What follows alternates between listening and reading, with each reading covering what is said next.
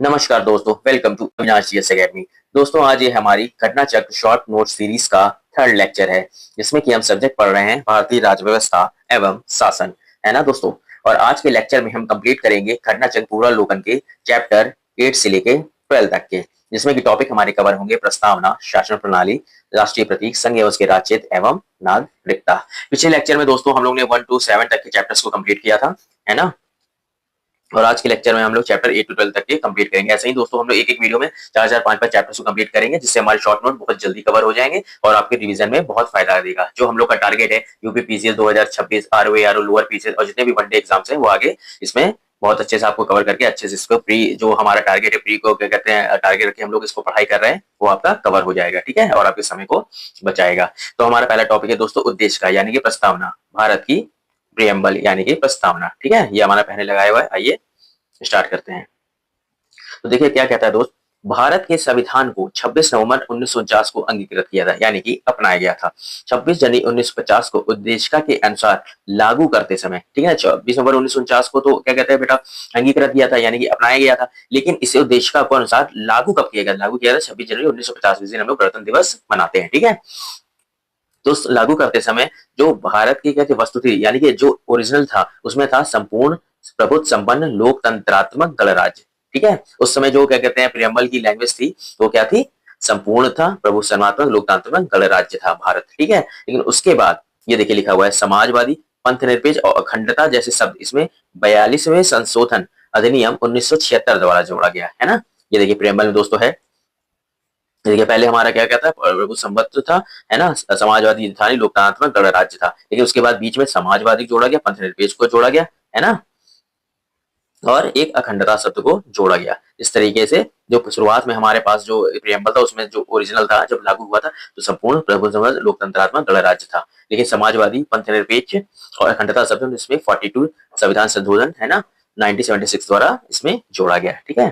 भारत के संविधान के निर्माताओं का मत उद्देशिका में प्रतिबिंबित होता है, यानी कि जो उनका अंदर का मत था, उनका जो उद्देश्य था बनाने का कॉन्स्टिट्यूशन को, है ना, भारत के संविधान को बनाने का जो मूल उद्देश्य है उसका प्रतिबिंब यानी कि उसका सार हमें प्रियम्बल द्वारा पता चलता है, यानी कि उसी का ही पूरा प्रतिबिंब है ना। जितना भी अंदर कॉन्स्टिट्यूशन सारी चीजें लिखी गई हैं सामाजिक, आर्थिक और राजनीतिक विषयों के बारे में, उसका जो प्रतिबिंब है, उसका जो एक क्या कहते हैं स्ट्रक्चर है, वो हमें क्या कहते हैं प्रियम्बल द्वारा समझ में आता है। अतः उनके मन की स्थिति को समझने की एक कुंजी है, यानी कि उनके मन में क्या था, इसको बनाने का उद्देश्य क्या था, जो उनकी अंदर में मन में चल रहा था उसकी एक ही कुंजी है, यानी कि उसके थ्रू हमें पता चलता है कि कॉन्स्टिट्यूशन के किसकी मद्देनजर रखते हुए, किस भावना से, किस उद्देश्य से बनाया गया है, ठीक है। उनके सिद्धांतों आदर्शों को प्रदर्शित करता है, बेटा इंपॉर्टेंट है, याद रखिएगा। आइए देखिए प्रमुख विशेषताएं क्या क्या है। सबसे पहले देखिए प्रस्तावना में 3 तरह के न्याय, 5 प्रकार की स्वतंत्रताएं, 2 प्रकार की समानता और 1 प्रकार का भारतत्व का उल्लेख है। भारतत्व मतलब बंधुता का, ठीक है। आइए देखते हैं क्या क्या बोला है बेटा मैंने। प्रस्तावना प्रस्तावना में 3 तरह का न्याय, 5 प्रकार की स्वतंत्रता, 2 प्रकार की समता और 1 प्रकार के भारतत्व का उल्लेख है। देखिए क्या क्या है बेटा यहाँ पे, ये देखिए न्याय कितने प्रकार के बेटा, न्याय बोला 3 तरह के, सामाजिक, आर्थिक और राजनीतिक। बेटा इंपॉर्टेंट है, याद रखिए क्वेश्चन सारे आए हुए हैं, ठीक है। यूपी पीसीएस, लोअर पीसीएस और क्या कहते हैं आरओ के लिए मोस्ट इंपॉर्टेंट क्वेश्चन है ये सब। प्रस्तावना से डायरेक्ट क्वेश्चन आते हैं बेटा और हर साल आते हैं, कभी जाता नहीं है। और 5 प्रकार की स्वतंत्रता कौन सी? विचार की, अभिव्यक्ति की, विश्वास की, धर्म को अपने क्या कहते हैं फॉलो करने की, उपासना की स्वतंत्रता दी गई है। 5 तरह की स्वतंत्रता है, ठीक है। 2 तरह की समता है, प्रतिष्ठा और अवसर की समता दी गई है। प्रतिष्ठा भी आपको अपने बना मेंटेन रखने की और आपको अवसर की भी समता दी गई, सबको समान अवसर मिलेगा, ऐसा नहीं कोई स्पेशल है या कोई बहुत कम है ना, कॉन्स्टिट्यूशन के नजरों में, ठीक है। और राष्ट्रीय सुरक्षित करने के लिए बंधुता के बढ़ाने के लिए, कौन क्या एकता और अखंडता को सुरक्षित करने वाली बंधुता को बढ़ाने के लिए, ठीक है, एक बंधुता है भारतत्व का इसमें ये लिया गया है ना। इस पॉइंट को देखिए, प्रस्तावना 3 तरह के न्याय, 5 प्रकार की स्वतंत्रता, 2 प्रकार की समता और 1 प्रकार के भारतत्व का उल्लेख है। अब प्रस्तावना का बेटा सही क्रम, ये क्वेश्चन बहुत आता है बेटा, इसको याद रखिएगा। पहले ये भी याद रखने आपको क्या क्या है, सबके नाम आपको मालूम होने चाहिए बेटा। ये क्वेश्चन आते जरूर है, आप ध्यान रखिएगा। एक क्वेश्चन तो 1 से 2 क्वेश्चन आपको जरूर मिलता है प्रियम्बल से, है ना, वो एक क्वेश्चन तो 100% मिलेगा। देखिए क्या है इसके प्रस्तावना का क्रम सही क्या है कि जैसे इस तरह से स्टार्ट होता है, सर्वभौम यानी कि संपूर्ण प्रभुत्व संपन्न, फिर समाजवादी, फिर पंथनिरपेक्ष, फिर लोकतंत्रात्मक, फिर गणराज्य के रूप में घोषित किया गया है। प्रस्तावना के तहत भारत को पंथनिरपेक्ष घोषित किया गया है। अब बेटा देखिए इसमें एक चीज ये समझिए, तो पहली बात तो आपको इसका एक सही क्रम मालूम होना चाहिए कि पहले संपूर्ण संबोधन या सार्वभौम में लिखा हो सकता है, और बेटा कभी-कभी संपूर्ण प्रबोध संपूर्ण लिखा होगा, कभी क्वेश्चन में सार्वभौम लिखा होगा। इसका मतलब सेम ही है, आपको ये याद रखना चाहिए। कभी क्वेश्चन में दोनों चीजें डिफरेंट इस नाम से आ जाती है, ठीक है। पहली बात तो ये याद रखिए। फिर आता है समाजवादी, फिर आता है पंथनिरपेक्ष, ये लोकतंत्र आता है, फिर गणराज्य के रूप में घोषित किया गया है। और दूसरी इसमें एक बात देखिए, इसमें क्या कह रहा है, प्रस्तावना के तहत भारत को पंथनिरपेक्ष घोषित किया है। लेकिन क्वेश्चन में दोस्तों कभी-कभी पंथनिरपेक्ष के धर्म क्या कहते हैं, निरपेक्ष लिख के आ जाता है, ठीक है। तो आप इसी को ध्यान रखिएगा कि क्या क्या कह रहा है। पंथनिरपेक्ष भी सही और धर्मनिरपेक्ष भी सही है, क्योंकि वो कॉन्स्टिट्यूशन के बात में ही बात कर रहे हैं। लेकिन बेसिकली अगर वो पूछा जाए कि क्या लिखा है बेटा कॉन्स्टिट्यूशन में, वर्ड अगर वर्ड की बात करें पर्टिकुलर शब्द की, तो वो पंथ निरपेक्ष है, ठीक है। यहाँ पे इसलिए मैंने इस चीज को मेंशन कर दिया, ये ध्यान रखिएगा, ध्यान देने वाली चीजें हैं। आइए देखते हैं।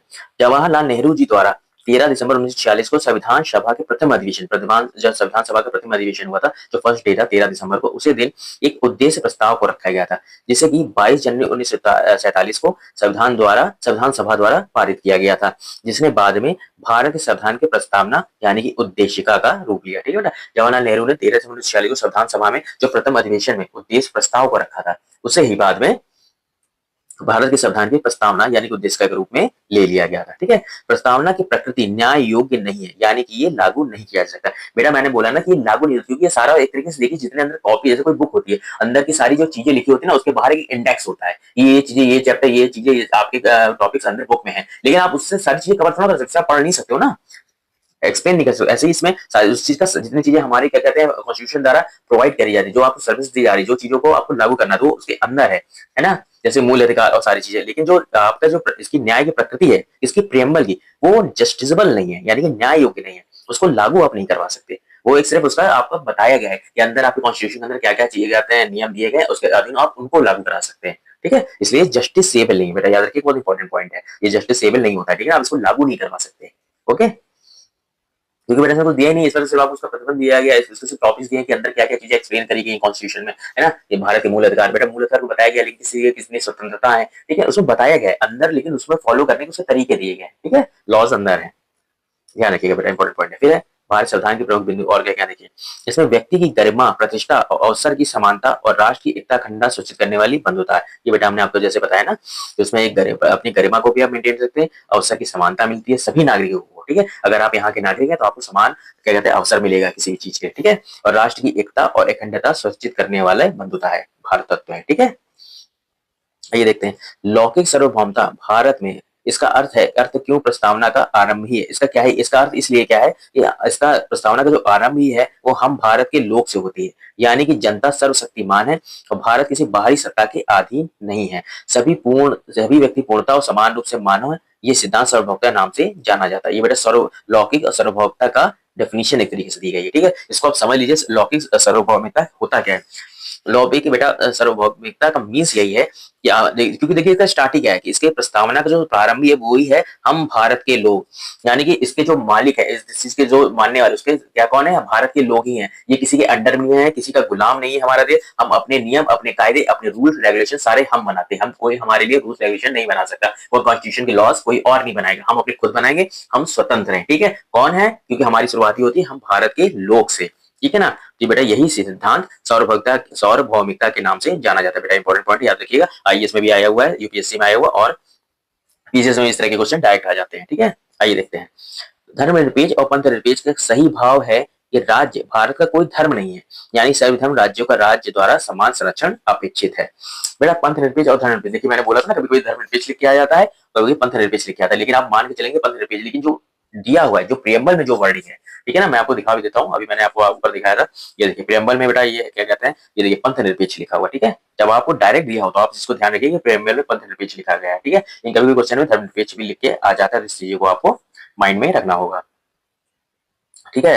तो क्या है, हाँ ये बेटा है आपका कि धर्मनिरपेक्ष और पंथनिरपेक्ष का सही भाव क्या है कि किसी भी राज्य, यानी कि भारत, राज्य का मतलब यहाँ भारत से बेटा, ठीक है, राज्य यानी कि भारत की बात कर, कि भारत का कोई धर्म नहीं है, यानी कि सभी धर्मों को राज्य द्वारा समान संरक्षण अपेक्षित है। मतलब ये कहना चाहता है कि भारत का कोई अपना क्या कहते हैं देश, कॉन्स्टिट्यूशन का कोई अपना धर्म नहीं है, क्योंकि उसके लिए सभी धर्म समान है, उसके लिए सभी मानव, तभी भारत के लोग जितने सिटीजन है समान है, चाहे वो किसी भी धर्म को, इसलिए उसका कोई अपना धर्म नहीं है, लेकिन सभी के धर्मों को जो संरक्षण है वो उससे हम अपेक्षित है कि सभी धर्मों को संभाव रखा जाता है हमारे देश में, और सभी धर्मों को एक नजर से देखा जाता है, ठीक है। ये हमारे कॉन्स्टिट्यूशन का मतलब है, यानी जिन्होंने जो इनके कॉन्स्टिट्यूशन को बनाने वाले थे उनके अंदर ये भाव था कि हमारे लिए सारे धर्म बराबर हैं और किसी में भी और हम लोग को समान उससे देखते हैं, ठीक है, समान एक नजरिए से। इसलिए ये इसका मीनिंग है बेटा, धर्मनिरपेक्ष और पंथ निरपेक्ष का। बेटा प्रस्तावना में एक संघी शब्द का उल्लेख नहीं है। बेटा संघी शब्द का कहीं भी उल्लेख नहीं है, संघ का है, संघी नहीं है, ठीक है।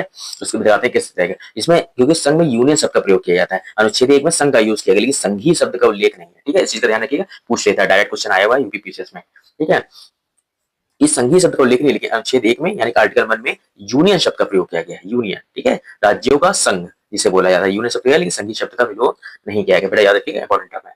फिर देखिए एक टर्म आता है बेटा, आर्थिक स्वतंत्रता का अधिकार नहीं है ना, आर्थिक स्वतंत्रता का अधिकार नहीं। अब देखिए आपको लग रहा हो क्या आर्थिक स्वतंत्रता का अधिकार नहीं है, हम लोग आर्थिक तरीके से क्या क्या कहते हैं, ऐसे ही सकते हैं हम लोग आर्थिक मजबूत है। बेटा इसका कहने का मतलब क्या है, देखिए आर्थिक स्वतंत्रता का मतलब ही बेटा ये है कि आपको समान रूप से आपको समानता दी जा रही है, आपको एक क्या कहते हैं, एक मौका दिया, अवसर समानता दी है, अवसर की समानता दी जा रही है कि आप कितना पैसा कमा सकते हैं। भाई जैसे कि आपने भी मान लीजिए किसी चीज की तैयारी कर रहे हैं, आपका भी आपका दोस्त भी आईएएस की तैयारी कर रहा है, आप भी आईएएस की तैयारी कर, यूपीएससी की तैयारी कर रहे हैं, ठीक है, आपको अवसर दोनों को समान मिले, ठीक है, लेकिन फिर वहां पे किसी ने अपनी मेहनत उससे निकाल लिया, ठीक है, और दूसरा आपका नहीं निकला, हो सकता है आपका अगले नेक्स्ट चांस में निकल जाएगा, है ना, क्वालिफाई कर लेंगे। लेकिन आर्थिक क्षमता का मतलब ये नहीं है कि अगर किसी के पास मानी जी के पास अगर इतने पैसे, तो हम भी कहें नहीं नहीं मुझे लड़ाओ, मैं लड़ने लगूंगा, नहीं नहीं मुझे भी उतना ही आर्थिक अधिकार दीजिए, मेरे पास भी उतनी मनी हो, क्योंकि बेटा वो तो उन्होंने क्या कहते हैं कि खुद बनाई है ना, उन्होंने डेवलप करी है, ठीक है, तो आपको समान अवसर मिलता है, लेकिन समान मतलब आर्थिक स्वतंत्रता का अधिकार नहीं है, इसलिए यहाँ पे नहीं लिखा आर्थिक स्वतंत्रता नहीं है, आर्थिक आपको समान क्या कहते हैं अवसर मिल जाएंगे, उससे आप अपनी आर्थिक को बना सकते हैं, ठीक है, अपने पैसे इसको कमा सकते हैं। इस चीज को ध्यान रखिए बेटा, इंपॉर्टेंट टर्म है। तो इसमें स्वतंत्रता का अधिकार नहीं, तो लोग गलत करके आ जाएंगे कि नहीं नहीं होना चाहिए, होना बेटा चाहिए, लेकिन इस टर्म में नहीं। स्वतंत्रता का अधिकार ये नहीं कि आप किसी के पास ज्यादा पैसा तो आप उसे छीन लोगे, उससे छीन के आपको दे दिया जाएगा, ठीक है। आइए देखते हैं, धार्मिक न्याय प्रस्तावना में उल्लेखित नहीं है। धार्मिक न्याय बेटा नहीं है, ठीक है ना। अब धार्मिक न्याय से क्यों नहीं है, धार्मिक न्याय इसलिए नहीं है क्योंकि बेटा सबके धर्म को समान धर्म से देखता है। अब न्याय का मतलब ये थोड़ा ना कि अगर हमारे जीवन में कुछ चीज हम कहेंगे नहीं नहीं मेरे में तो ऐसे वैसे उसके में क्यों नहीं है, क्योंकि सबके अपने रूल रेगुलेशन है, अपने रिलीजन में अपने धर्म में अपने अपने कुछ कंडीशन है, हम लोग अपने को फॉलो करते हैं। ऐसा नहीं कि हम जो कह रहे हैं हम करेंगे, नहीं उनके में गलत है, नहीं, आपका धर्म आप अपने तरीके से फॉलो करें, जिसका दूसरा धर्म है वो उसको उसके तरीके से फॉलो कर रहा है, ठीक है। इसलिए धार्मिक न्याय का प्रस्तावना में उल्लेख नहीं है। स्वतंत्रता है आपको, स्वतंत्रता है आपको अपने धर्म को फॉलो करने की, आपके जो से टर्म कंडीशन है अपने आपके रिलीजन की, ठीक है, लेकिन न्याय नहीं है बेटा। दोनों बेटा बहुत इंपॉर्टेंट पॉइंट है, याद रखिएगा, ठीक है। आइए, भारतीय संविधान की प्रस्तावना को संविधान की आत्मा कहा गया जाता है। के एम मुंशी जी ने इसे राजनीतिक जन्मपत्री भी कहा था। बेटा इंपॉर्टेंट टर्म है कि भारतीय संविधान की प्रस्तावना को संविधान की आत्मा कहा जाता है, और के एम मुंशी ने इसे राजनीतिक जन्मपत्री कहा था। बेटा ये इंपॉर्टेंट टर्म में आया हुआ क्वेश्चन है, ठीक है, याद रखिएगा, फैक्ट से डायरेक्ट लिख दिया मैंने। लेकिन बी आर अम्बेडकर जी द्वारा संविधान के उपचार यानी कि आर्टिकल 32 को संविधान की आत्मा कहा गया। वैसे तो बेटा अगर नॉर्मल लिख के आए क्वेश्चन में भारतीय भारतीय संविधान की प्रस्तावना कौन है, तो आप लिख के आएंगे संविधान की आत्मा, लेकिन अगर उन्होंने यहाँ पे एक जगह स्पेशली मेंशन कर दिया कि बी आर अम्बेडकर जी द्वारा क्या कहते हैं संविधान की आत्मा क्या है, तो वहां पे संविधान के उपचार यानी कि आर्टिकल 32 को उन्होंने संविधान की आत्मा हृदय कहा था। बेटा याद रखिएगा, दोनों में डिफरेंस है, ठीक है। बी आर अम्बेडकर जी द्वारा संविधान को एक पवित्र दस्तावेज भी कहा गया। फैक्ट से बेटा डायरेक्ट लिख दिया मैंने, ओके। अब ये देखिए बेटा कुछ महत्वपूर्ण क्या कहते हैं केसेस है, वाद है, जिनमें बताया गया है कि प्रेमबल का अंग है या नहीं है वो कॉन्स्टिट्यूशन का, ठीक है। तो बेटा सबसे पहले बेरूबाड़ी एक यूनियन केस हुआ था, है ना, 1960 में, जिसमें कहा गया प्रस्तावना संविधान का अंग नहीं है, इन्होंने बोल दिया था, ठीक है। फिर केशवानंद भारती बनाम केरल राज्य के बीच में एक केस लड़ा गया, जिन्होंने बेरूबाड़ी यूनियन के उसको पलटते हुए कहा था कि प्रस्तावना संविधान का अंग है, इसमें संशोधन भी कर सकते हैं, बशर्ते संविधान की मूल संरचना यानी कि बेसिक स्ट्रक्चर को नष्ट ना किया जाए, यानी कि जो मूल उद्देश्य है उनको नष्ट ना कर दिया जाए, ठीक है, आप संशोधन भी कर सकते हैं। पहले नहीं था, ठीक है। ये 1973 में केशवानंद केस के द्वारा बेटा आया कि पहली बात तो प्रस्तावना संविधान का अंग है और इसमें संशोधन भी कर सकते हैं, बशर्ते संविधान का जो बेसिक स्ट्रक्चर मूल संरचना है यानी कि जो उसका उद्देश्य है, जो उसका भाव है ना, उसको आप नष्ट नहीं कर सकते, उसको आप नहीं क्या कहते हैं मतलब उसमें किसी तरह का आप संशोधन नहीं कर सकते, ठीक है, वो नहीं होना चाहिए गड़बड़। फिर बेटा एसआर मुंबई 1994 में हुआ, क्या बोलते हैं कि प्रस्तावना संविधान का भाग है तथा पंथ निरपेक्ष संविधान का मूल्य लक्षण, ये उन्होंने बोला था, लेकिन मतलब कुल मिला ये कहना है संविधान प्रस्तावना संविधान का भाग है। फिर भारतीय जीवन विवरण निगम 1995 में एक हुआ था, उसमें उन्होंने कहा था कि प्रस्तावना संविधान का अभिन्न अंग है। ये बेटा चारों याद रखिएगा, ये बेटा डायरेक्ट पूछे हुए हैं, कभी कभी क्या कहते हैं लिख के भी आते कौन से ईयर में आया था और किसने क्या बोला था, ठीक है, स्टेटमेंट के तौर पर ये क्वेश्चन आते हैं, ओके। आइए बेटा देखते हैं अब उद्देशिका के आदर्श और स्रोत क्या क्या है, ठीक है, ये देखते हैं, इंपॉर्टेंट चीज है, ये डायरेक्ट फैक्ट आते हैं। वनडे एग्जाम बेटा आरओ यूपीपीएससी में तो डायरेक्ट फैक्ट आ जाते हैं, हालांकि इसमें यूपीपीएससी में इस तरह के स्टेटमेंट के तौर पे आते हैं, लेकिन क्वेश्चन आ जाते हैं क्योंकि डायरेक्ट यही लाइन लिख के आ जाती है, ठीक है, ध्यान रखिएगा। आइए देखते हैं। प्रस्तावना के आदर्श और उद्देश्य में मूल अधिकार राज्य के नीति निर्देशक और मौलिक अधिकारों के अंदर मिलते हैं। प्रस्तावना के आदर्श और जो उद्देश्य है ना बेटा, आदर्श क्या है कि मूल अधिकार हम अपने सिटीजन को प्राप्त किए, राष्ट्र के निर्देशक तत्व हैं जो उनको फॉलो करने चाहिए हम लोगों को, ठीक है। और एक मौलिक अधिकार दिए हुए हैं कि हम लोग क्या कहते हैं, मौलिक बेटा मौलिक अधिकार और मौलिक तत्व नहीं कहते हैं, ठीक है। तो इस तरीके से हमें अधिकार भी दिए कि उनको फॉलो करें। ओके, फिर क्या है, संविधान के उद्देश्यों का प्रतिबिंब प्रस्तावना। मैंने बोला तो संविधान के जो भी उद्देश्य है यानी कि जो भी उन्होंने बनाया उसका प्रतिबिंब क्या है, प्रस्तावना है बेटा। वो अंदर जो भी चीज लिखी है उसका एक मूल प्रतिबिंब है। ये उद्देश्य से कॉन्स्टिट्यूशन को बनाया गया है, यानी कि जो भी जिन्होंने भी कॉन्स्टिट्यूशन को बनाया है उनके अंदर का मूल भाव, उनका उद्देश्य, उनके मन की स्थिति को इसके द्वारा प्रतिबिंब किया जाता है। किसके द्वारा बेटा, प्रस्तावना के द्वारा। ओके, देखो बेटा तीन न्याय था, मैंने ऊपर बताया था आपको, सामाजिक, आर्थिक, राजनीतिक, ठीक, कभी पूछ लेता है। अब याद रखिएगा, जो 5 प्रकार की स्वतंत्रता, 3 प्रकार के न्याय, 2 प्रकार की समानता, ठीक है, सब याद रखना है। ओके, फिर आर्थिक न्याय उपबंध, राज्य के निर्देशक तत्व व उद्देश्य का। आर्थिक न्याय, तो आर्थिक न्याय ये बोला गया है ना, आर्थिक स्वतंत्रता नहीं बेटा, आर्थिक न्याय। देखो आर्थिक न्याय इसमें मेंशन किया हुआ, किसके द्वारा मिलती है, राज्य के नीति निर्देशक तत्व द्वारा और उद्देश्य का द्वारा आर्थिक न्याय का उपबंध किया गया है। ओके, क्योंकि न्याय बोला था ना, न्याय 3 तरह के होते हैं, सामाजिक, आर्थिक और राजनीतिक। ओके, ध्यान रखिए बेटा, पिछला पॉइंट समझाया था, आर्थिक न्याय है वो अलग है, ये अलग है। उद्देश्य का संविधान का भाग है किंतु अन्य भागों से स्वतंत्र होकर इसका कोई विधिक प्रभाव नहीं है। बेटा ये चीज बहुत इंपॉर्टेंट है, उसको समझने की कोशिश करिएगा। क्या है कि जो उद्देश्य का है संविधान का भाग है, ये तो बोल दिया गया, लेकिन अन्य भागों से स्वतंत्र होकर, मान लीजिए अगर मूल अधिकार नहीं दिए गए तो आप उसको आप कहते हैं लागू तो नहीं करवा पाएंगे। अगर वो मूल अधिकार से कॉन्स्टिट्यूशन से आपको अलग कर दिया जाए प्रस्तावना को, तो बेटा मूल अधिकार उसमें दिया गया कि मूल अधिकार आपको दिए गए, आपकी किस की स्वतंत्रता दी गई है, आपको सामाजिक स्वतंत्रता दी गई, राजनीति दी गई, लेकिन बेटा है क्या उसके अंदर, वो तो आपको कॉन्स्टिट्यूशन के जब अंदर आप देखेंगे तब आपको पता चलेगा ना। तो इसका मतलब इसका कोई अलग, जब इसको अन्य कॉन्स्टिट्यूशन अगर अलग कर दिया जाए तो उसका कोई विधिक प्रभाव नहीं है, यानी कि आप उस पर कोई लॉज ना बना सकते, ना उसे लागू करवा सकते। ओके, आइए देखते हैं फिर क्या है प्रस्तावना का विचार। बेटा प्रस्तावना का जो विचार है वो सबसे पहले अमेरिका के संविधान से लिया गया था, ठीक है। और प्रस्तावना की जो भाषा है वो ऑस्ट्रेलिया के संविधान से ली गई। बेटा दोनों इंपॉर्टेंट हमें याद रखिएगा, डायरेक्ट फैक्ट है, आ जाते हैं, ठीक है। आइए अब देखिए क्या है। अब देखिए बेटा यहाँ पे एक नया चैप्टर स्टार्ट होता है, शासन प्रणाली, ठीक है, गवर्नेंस सिस्टम, ठीक है। वो वाला चैप्टर कंप्लीट हो गया, प्रस्तावना उसके आगे का है कि शासन प्रणाली यानी गवर्नेंस सिस्टम। बेटा सबसे पहले कहता है राज्य क्या होता है। राज्य को समझना क्या है कि व्यक्तियों का समूह जो बिना किसी बाहरी नियंत्रण के एक निश्चित भूभाग में स्थायी रूप से निवास करता है और जिसकी एक संगठित सरकार। ये राज्य की बेटा डिफिनेशन है, याद रखना है, आया हुआ क्वेश्चन है, यूपीएससी का है। कभी क्या होता है ना बेटा कि आपको आर एग्जाम में आपने देखे होंगे, यूपीएससी की डायरेक्ट क्वेश्चन जो फैक्ट वाले क्वेश्चन तो डायरेक्ट उठा के कॉपी कर दिए जाते हैं आर में। यूपीपीएससी में भले ना हो, लेकिन आर के एग्जाम में आईएएस की जो यूपीएससी क्वेश्चन होता है डायरेक्ट बेटा कॉपी कर दिया जाता है, इसलिए आपको ये क्वेश्चन भी देख के जाना होता है, ठीक है। राज्य की परिभाषा क्या है कि व्यक्तियों का समूह जो बिना किसी बाहरी नियंत्रण के एक निश्चित भूभाग में स्थायी रूप से निवास करता है जिसकी एक संगठित सरकार है, ठीक है। अब राज्य के 4 आवश्यक तत्व। बेटा राज्य के 4 आवश्यक तत्व क्या है, ये बहुत इंपॉर्टेंट है, वो डेफिनेशन हो सकता है नहीं भी है, लेकिन ये डायरेक्ट पूछ लेते, चारों में एक भी गायब करके बाकियों को पूछ लेगा। क्या है इसमें है कि जनसंख्या, बेटा वहां के लिए जनसंख्या होनी चाहिए, है ना, बहुत इंपॉर्टेंट क्वेश्चन है। ये राज्य में एक जनसंख्या है, फिर वहां कोई भूभाग है, किसी स्थान होंगे तभी उस पर रह रहे होंगे, है ना। फिर वहां पे एक अपनी उनकी सरकार होगी और सबसे बड़ी संप्रभुता। ये सबसे महत्वपूर्ण, इन चारों में भी जो सबसे महत्वपूर्ण है बेटा वो संप्रभुता है। अगर कभी क्वेश्चन में आएगा या आया हुआ क्वेश्चन है तो सबसे इंपॉर्टेंट कौन सी है, संप्रभुता। ये राज्य के बेटा 4 आवश्यक तत्व हैं, ठीक है। संप्रभुता मैंने आपको समझाया, हमारे ऊपर किसी का राज नहीं है, किसी गुलाम नहीं है, जो भी डिसीजन हो फैसले हो गए हम भारत के लोग उनके द्वारा लिया गया होगा, है ना। और ये कैसे होता है, क्योंकि बेटा पहले देखिए हम लोग प्रतिनिधि चुनते हैं, प्रतिनिधि फिर राष्ट्रपति चुनता है और संसद चुनी जाती है, तो वो फिर हम लोग जो फैसले थे वो उनके लेते हैं, ठीक है। इस तरीके ये भले ही अप्रत्यक्ष रूप से लेकिन हम लोग द्वारा ही तो होता है, हम लोग इसके नियम बनाते हैं। ओके, अब आइए देखते हैं, भारत राष्ट्रमंडल का सदस्य है लेकिन इसका कारण भारत की संप्रभुता कम नहीं होती। बेटा ये डायरेक्ट क्वेश्चन है, आया हुआ है, ये ध्यान रखिए, फैक्ट है कि हम भारतीय राष्ट्रमंडल के सदस्य जरूर हैं। सदस्य होने का मतलब ये कि आपसी भाईचारा को मेंटेन करने के लिए, ठीक है ना, कि हम उनकी मदद करें, एक सहयोग होता है ना कि मतलब एक दूसरे के सहयोग की वजह से राष्ट्रमंडल जो ग्रुप है तो आपसी सहयोग की वजह से हम उसके मंडल में उसमें जुड़े हुए हैं, ग्रुप में, ठीक है, राष्ट्रमंडल के सदस्य। इसका मतलब ये नहीं कि हम उसकी मेरी संप्रभुता कम हो जाएगी या वो हमारे लिए कोई डिसीजन लेंगे, है ना, हम अपना डिसीजन स्वयं लेंगे क्योंकि हम इंडिपेंडेंस राष्ट्र है। ओके, ये शासन प्रणाली बेटा 2 प्रकार की होती है, एक तो होती है संसाधनात्मक, ठीक है, एक होती है अध्यक्षात्मक। अब आइए पहले संसाधन की बात करते हैं। भारत में बेटा संसदात्मक प्रणाली है, आप जानते हैं हमारे यहाँ संसद है, ठीक है, जिसमें कार्यपालिका, बेटा ये बहुत इंपॉर्टेंट क्वेश्चन याद रखिएगा, डायरेक्ट आता है और आपको समझना बहुत जरूरी है।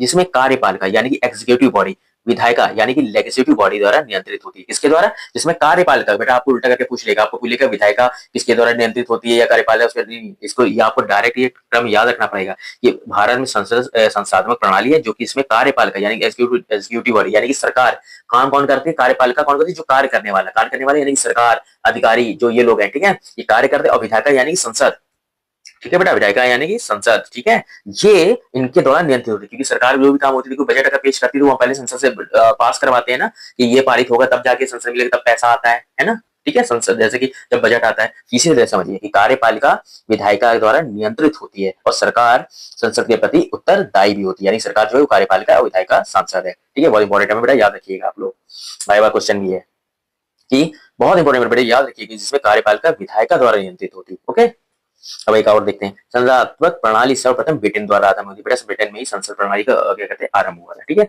और ब्रिटेन से भिन्नता क्या है, हम भी क्योंकि संसदात्मक प्रणाली है, ब्रिटेन की भी संसदात्मक प्रणाली उसी उसी की तरह हम लोग फॉलो कर रहे हैं, लेकिन भारत में न्यायपूर्वलोकन की प्रणाली है। ठीक है, भारत में संसद भी संसदीय प्रणाली न्यायपूर्वलोकन के अंतर्गत आती है और भारतीय संसद की विधि का निर्माण लिमिटेड है, मतलब कि भारत की जो कोई भी डिसीजन लिया था, लेकिन बेटा वो क्या कहते हैं न्यायपूर्वलोकन के मतलब अंतर्गत आता है, हम लोग उसका न्यायिक रिव्यू कर सकते हैं। ठीक है, तो कहते हैं जैसे जज है ना या जो भी, तो उसके अंदर हम लोग रिव्यू उसका कर सकते हैं। ठीक है, कोई भी अगर नियम बनाएगा। और सबसे बड़ी बात, भारत की संसद विधि का निर्माण लिमिटेड है, क्योंकि वहां पर क्या है बेटा, जो वहां पर वो उसकी क्या कहते हैं बिल्कुल, जो ब्रिटेन की संसद है वो वही सारे नियम बनाती है और वही उनको बिगाड़ती है, मतलब हटा भी सकती है, लेकिन यहाँ ऐसा नहीं है, यहाँ पे हम लोग कॉन्स्टिट्यूशन के अंदर रह के नियम बनाते हैं। संसद तो है, पावर है उसके बाद, लेकिन वो लिमिटेड है। लिमिटेड किसके द्वारा है, कॉन्स्टिट्यूशन द्वारा, यानी कि हम लोग कॉन्स्टिट्यूशन के लॉज के अंदर रह के नियम बनाते हैं। ये डिफरेंस है ब्रिटेन की संसद में और भारत की संसद में। ठीक है, पहली बात तो न्यायिक पुनर्लोकन का उसमें क्या कहते हैं हम लोग में एक ये क्या कहते हैं प्रणाली यूज करी जाती है, और दूसरी भारतीय संसद की विधि का निर्माण लिमिटेड है, यानी हमें कॉन्स्टिट्यूशन द्वारा इसे लिमिटेड कर दिया जाता है।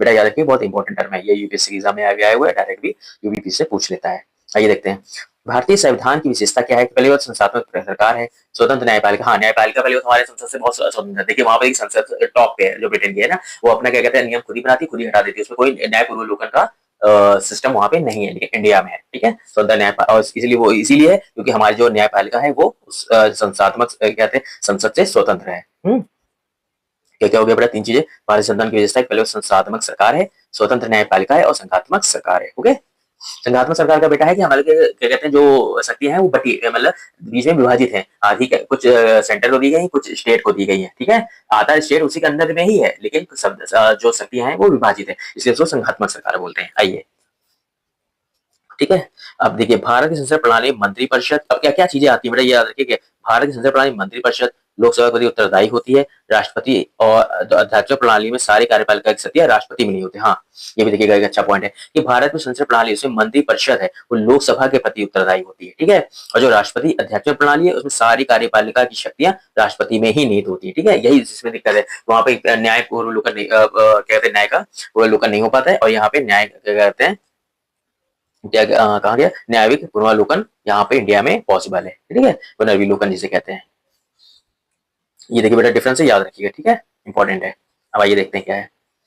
भारत में राजनीतिक व्यवस्था एकीकृत यानी यूनिफाइड अथॉरिटी का प्रावधान नहीं है, बल्कि सत्ता को केंद्र और राज्यों में विभाजित किया। यही मैं कह रहा हूँ, यहाँ पे संघात्मक राज्य सत्ता केंद्र और राज्यों में विभाजित शक्तियां की गई है, जबकि भारत राजनीतिक व्यवस्था एकीकृत यूनिफाइड नहीं है, क्योंकि बेटा जो वहां होती है ना, वहाँ सारी शक्तियां देखो, जो अध्यात्मक प्रणाली होती है वहां पे सारी शक्तियां अध्यक्ष को यानी कि राष्ट्रपति के अंदर ही निहित होती है। अभी पॉइंट पढ़ा ना, तो राष्ट्र क्या कहते हैं राष्ट्रपति अध्यक्ष प्रणाली में सारी कार्यपालिका की शक्ति राष्ट्रपति में ही निहित होती है। ठीक है, और हमारे यहाँ क्या होती है, राज्य और केंद्र और स्टेट के बीच में विभाजित होती है। ठीक है, ये डिफरेंस है बेटा, भारत में ऐसा नहीं, यूनिफाइड क्या कहते हैं अथॉरिटी नहीं है।